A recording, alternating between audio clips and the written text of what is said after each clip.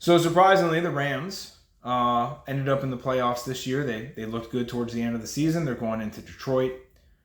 It's a very interesting matchup. Most likely, the winner of this game, I think, is going to end up in Dallas, playing Dallas. So it's a little bit, you know what's going on. I think that, I think if the Rams win, they're going to end up going to San Francisco. But I think that Detroit's going to pull this one out. I'm happy to see Detroit as looking good. I know for a long time that team wasn't good.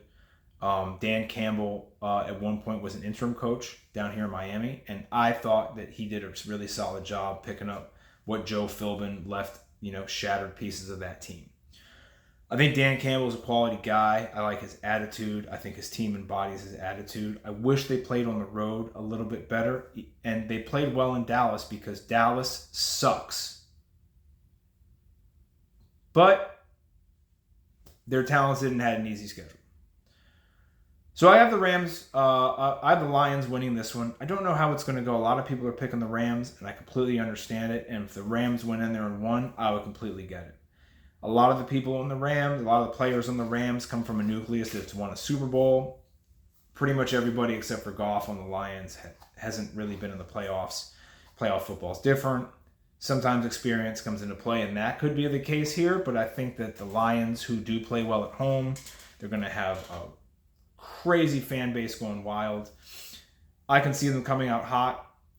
I could also see a scenario where they come out hot, the Rams withstand it, and then at the end of the third quarter, it's a tie game. I could also see that happening. It's a very tricky game to pick.